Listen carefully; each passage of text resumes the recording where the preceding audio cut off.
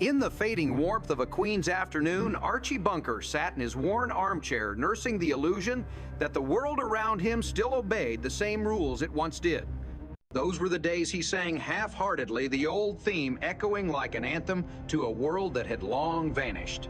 Yet inside his modest living room, America's social conflicts, racial anxieties, and generational fractures gathered like invisible guests, refusing to leave. It began, as it so often did, with Edith's gentle optimism and Archie's stubborn certainty colliding over something as simple as renting a room. The hospital had called, they were sending someone to board upstairs. Edith thought it would help with bills, but Archie balked at the idea of a stranger, especially one who might be, as he put it, not American enough. When Teresa Betancourt appeared at the door with her soft Puerto Rican accent and kind eyes, Archie's world tilted just a little further off its axis. Edith, eternally welcoming, ushered her in. "You were so nice at the hospital," Teresa smiled, recognizing Edith from Archie's stay there. The woman was polite, educated, and looking for a place to stay while studying for her X-ray technician exam. Yet the moment Archie stepped into the room holding a steel-jawed mousetrap in one hand and suspicion in the other, his instinct for prejudice took command. "You're the Puerto Rican girl who told me to shut up," he muttered, stunned. It was as though the walls of his home, so used to his temper, were now hosting an ideological battle between the old America he worshipped and the new one moving in next door, or in this case, upstairs. Archie's rants were comical but cutting. He warned Edith against long-haired types and foreigners, fearing they would disrupt his domestic order. He obsessed over the idea of mice in the kitchen while ignoring the moral rod of his own biases. Yet Teresa, with grace and wit, disarmed him at every turn. Her laughter and warmth unsettled him more than her ethnicity ever could. She called him Poppy, not realizing how that word pierced through his pride. "That ain't a good English word," he complained, his face twisting in confusion and embarrassment. But the more Archie resisted, the more he revealed his contradictions. He craved respect. While denying it to others, he feared outsiders, but desperately needed their attention. Beneath the comedy was a portrait of an American patriarch cracking under the weight of cultural change. Dinner turned into a battlefield of languages and flavors. Teresa cooked pescado, proudly serving it to the family. Archie refused to eat anything that looked back at him, covering the fish's head with a baked potato. The table became a microcosm of America's struggle with difference, the refusal to taste what was unfamiliar, the discomfort of sitting beside it, and the humor that arises when intolerance meets kindness. Yet when Teresa's jealous brother later appeared, Archie's prejudice briefly gave way to something human.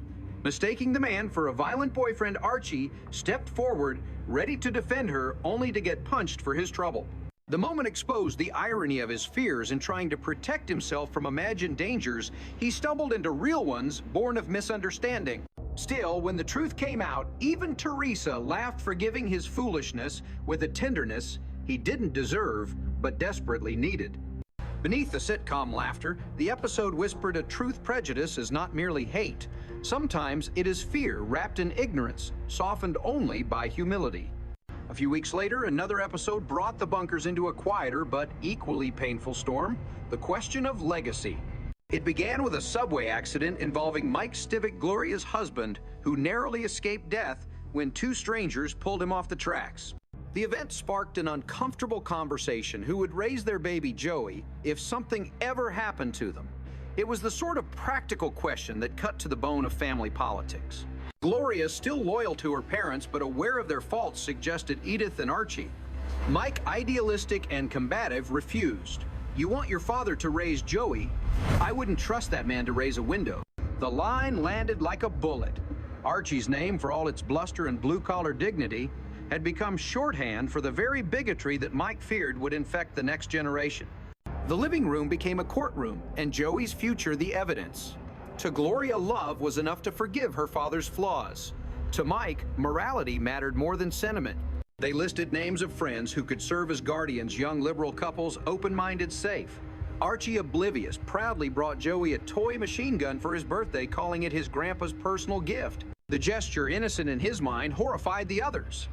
The symbolism was undeniable. Archie's idea of manhood, armed, defensive, nostalgic for war, was being challenged by a world that saw violence differently. When Gloria revealed that she and Mike had chosen their friends Al and Trudy as guardians, instead, Archie's face hardened into wounded pride.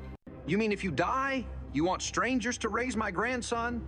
His voice trembled, not with rage, but with the grief of a man realizing he no longer represented safety, not even within his own bloodline. Edith tried to mediate, torn between her husband's pride and her daughter's caution. Her eyes reflected both understanding and exhaustion. She knew Archie's bark hid his insecurities, but she also recognized the pain he caused. The confrontation reached its peak when Archie, humiliated, stormed out declaring that if they weren't fit to raise Joey, then they weren't fit to attend his birthday. The laughter of the sitcom audience faded under the weight of that line. It was no longer just about a toy or a will, but about the moral inheritance of a family. Mike and Gloria, trying to rationalize their decision, convinced themselves it was for the best. But when Gloria revealed that Al Bender, the man they had trusted, had once made a pass at her during a drunken night, Mike's righteousness collapsed into jealousy. Suddenly, the perfect alternative seemed corrupt.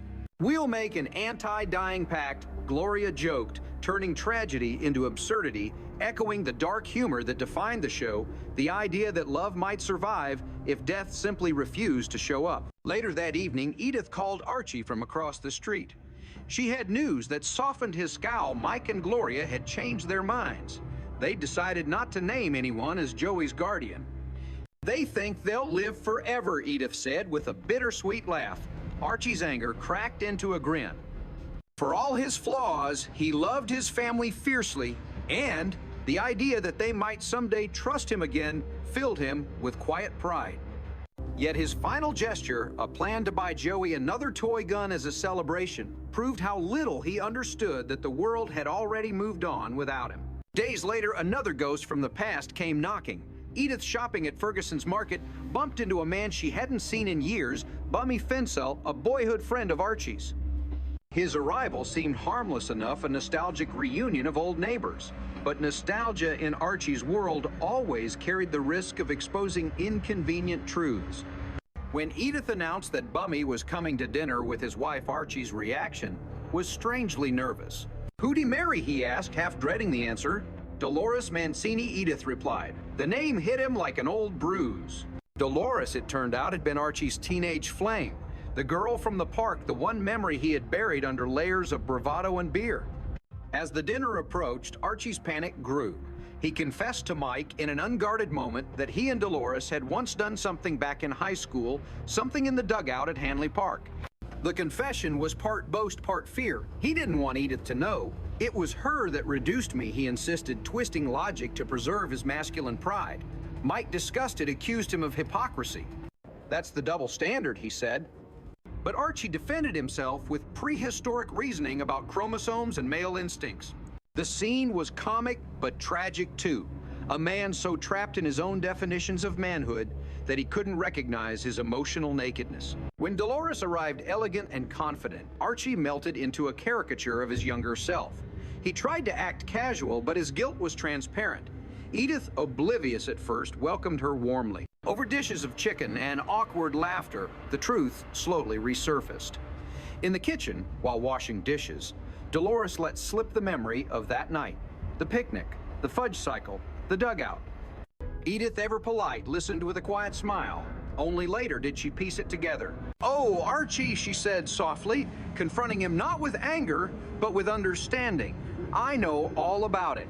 The confrontation that followed was one of the most tenderly written in the series. Archie, fumbling for words, tried to justify himself with pseudoscience and guilt. But Edith's forgiveness disarmed him. "Whatever you did before we were married is your business," she said gently. "Just like what I did before we were married is mine." The irony hung in the air like a benediction. Archie for once was speechless. The woman he had underestimated all his life had outgrown him long ago. After the awkward night with Dolores faded into memory life in the Bunker household, returned to its usual rhythm of noise, misunderstanding, and self-righteous conversation. But Queens had a way of throwing new absurdities into Archie's path. And this time, they came in the shape of a contest, a beautiful baby competition, sponsored by the Flushing Tribune. What began as a harmless argument at Kelsey's bar over whose grandchild was cuter quickly spiraled into a full-blown suburban war. Archie's drinking buddy Barney Hefner bragged about his granddaughter Linda showing a photo of the naked toddler to a room full of men. Archie, defensive and proud, retaliated with Joey's picture, claiming his grandson had the face of a future senator. The friendly banter curdled into rivalry, and in true Archie fashion, he decided that the only way to prove Joey's superiority was to enter him into the contest, whether his parents liked it or not. Edith, as usual, was caught between the men's childishness and her own quiet conscience. She warned him that Mike and Gloria wouldn't approve, but Archie dismissed her concerns. Parents today don't know nothing about parenting. He grumbled, convinced that his instincts, no matter how outdated, were still law. He sneaked into the living room, gathered Joey's photos, and filled out the contest forms, muttering patriotic justifications about competition being as American as apple pie and the Marines.